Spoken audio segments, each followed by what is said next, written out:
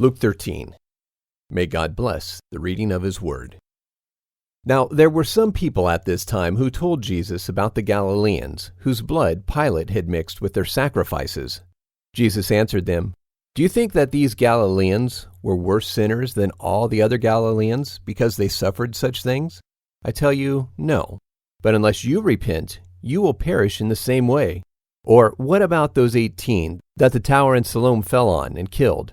Do you think that they were worse offenders than all the men who lived in Jerusalem? I tell you, no. But unless you repent, you will all perish in the same way." He spoke this parable. A man had a fig tree planted in his vineyard, and he came seeking fruit on it, and found none. He said to the gardener, "For 3 years I have come looking for fruit on this fig tree, and found none. Cut it down. Why should it waste the soil?" The gardener answered him, "Sir, leave it alone this year, and I will dig around it and fertilize it. If it produces fruit, fine. But if not, after that you can cut it down." Jesus was teaching in one of the synagogues on the Sabbath day.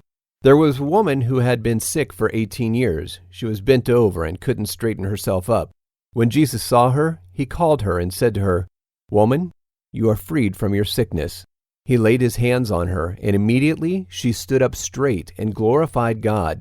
The leader of the synagogue became enraged because Jesus had healed on the Sabbath and said, "There are 6 days in which man ought to work, so come on those days and be healed, and not on the Sabbath day." So Jesus answered him, "You hypocrites! Doesn't each of you free his ox or donkey from the stall on the Sabbath and lead him to water? Shouldn't this woman, being a daughter of Abraham, who Satan had bound 18 long years, be freed from this bondage on the Sabbath day?" As he said these things, all his adversaries were disturbed, because the people rejoiced at all the glorious things he had done. He said, "What is God's kingdom like? What shall I compare it to? It is like a tiny mustard seed, which a man took and put in his garden. It grew and became a large tree, and the birds of the sky live in its branches." Again he said, "What shall I compare God's kingdom to? It is like yeast, which a woman took and added it to a huge batch of flour until it was thoroughly worked through." He went on his way through cities and villages, teaching and traveling on to Jerusalem. One said to him, "Lord, are only a few people saved?" He said to them, "Strive to enter in by the narrow door. For many, I tell you, will seek to enter in and will not be able to. When the owner of the house has got up and has locked the door, you will stand outside and knock at the door, saying, 'Lord, Lord, open up for us.' Then he will answer and tell you, 'I don't know who you are or where you are from.' Then you will say, 'We ate and drank in your presence, and you taught in our streets.' He will say, 'I tell you, I don't know where you come from. Leave me, all you sinners.'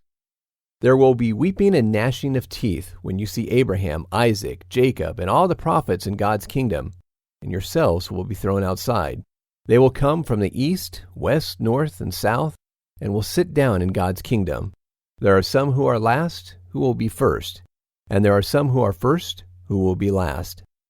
On that same day some Pharisees came and told him, "Get out of here and go away, for Herod wants to kill you."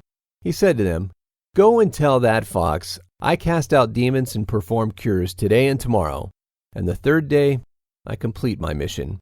Nevertheless, I must go on my way today and tomorrow and the next day, for it can't be that a prophet would die outside of Jerusalem.